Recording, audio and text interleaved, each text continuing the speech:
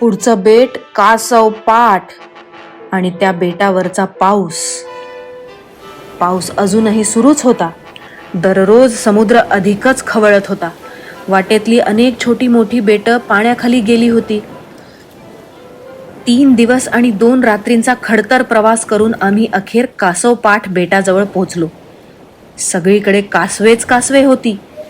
काही वाळूत आराम करत होती, काही समुद्राकाठी लाटांमध्ये खेळत होती, तर काही आपल्या पिल्लांना कवचात घेऊन मायेने थोपटत होती.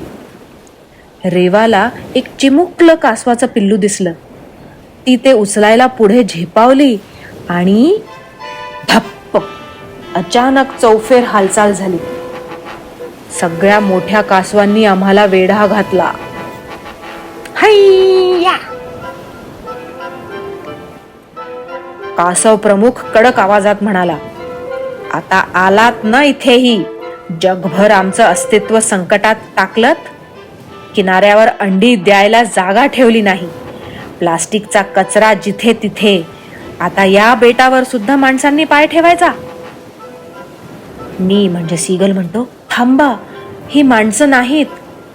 या तिघी इरा, राणी आणि रेवा जलपऱ्या आहेत आणि मी सीगल, आम्ही समुद्रातच राहतो. इरा म्हणते, हो, आम्ही इथे तुमचं नुकसान करायला नाही आलोय, पाऊस थांबवण्यासाठी आलोय, नाहीतर हे बेट सुद्धा पाण्याखाली जाईल. कासवांची राणी आश्चर्याने, काय म्हणता, पाऊस थांबवायला? अहो, वीट आलाय पावसाचा. माझा सगळा मेकअप वाहून जातो सतत. मुलांची शाळा ऑनलाईन झालीये आणि घरात शांततेचा एक सेकंद पण मिळत नाही मला.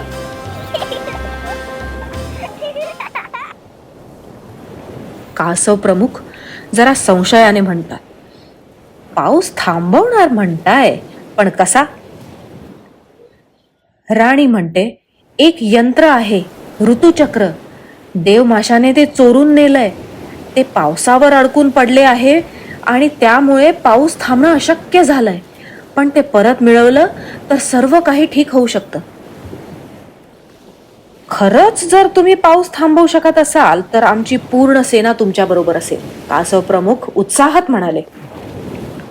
चला माझ्या मागे, मी दाखवतो तो देवमासा कुठे असेल ते, असे म्हणत कासव पटकन पाण्यात झेपावले आणि पोहू लागले. देवमासा आणि ऋतुचक्र आपल्याला लवकरच मिळणार म्हणून मोठ्या उत्साहाने इरा, रेवा आणि राणी आणि मी पण त्यांच्या बरोबर कासवा पाठोपाठ जाऊ लागलो. पण काही अंतरावर एक भला मोठा बांध वाटेत आला. राणी म्हणाली, अरेच्चा, हा बांध कोणी बांधला? तिथून एक मोठं लालसर कासव बाहेर आलं. लाल कासव गंभीर आवाजात, मी बांधला. मला कळलं होतं की काही जण देवमाशाचा पाठलाग करत आहेत, पण तो देवमासा, तो तर आधीच निघून गेलाय. रेवा म्हणाली, परत निसटला? कुठे गेला, सांगा ना.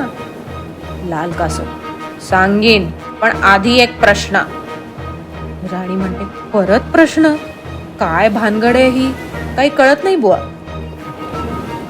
कासव प्रश्न विचारतो, शालूकडे 2 डझन मोती आहेत. जर मालूने अजून 3 मोती शालूला दिले तर शालूकडे किती मोती होतील? तिघी विचार करू लागल्या.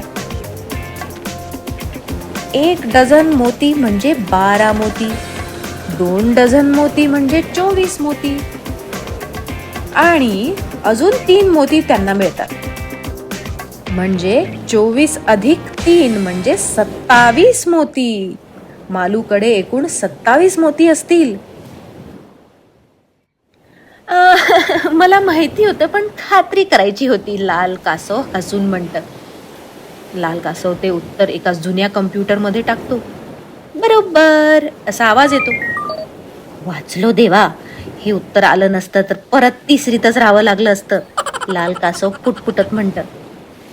काय काय म्हणालात? राणी विचारते. मग लाल कासव म्हणतं, काही नाही, तुम्ही जाऊ शकता. हा. मग लाल कासव बांध फोडतो. जा आता, तो देव मासा पुढे मासोळी कारंजाकडे निघालाय. अच्छा, बाय बाय. तिन्ही जलपऱ्या त्या अंधाऱ्या सागरात झेपावल्या. एक नवीन बेट, कदाचित एक नवीन संकट. पण एकच ध्येय, ऋतुचक्र मिळवणे आणि पृथ्वीला वाचवणे. यानंतरची गोष्ट पुढच्या व्हिडिओमध्ये पाहूया. सलूमयूची मराठी गोष्टींची पुस्तकं, फ्लॅश कार्ड्स आणि फॅन्सी ड्रेस कॉस्ट्युम्स पण Amazonवर उपलब्ध आहेत. त्याची लिंक डिस्क्रिप्शन मध्ये आहे, ती पण नक्की पहा.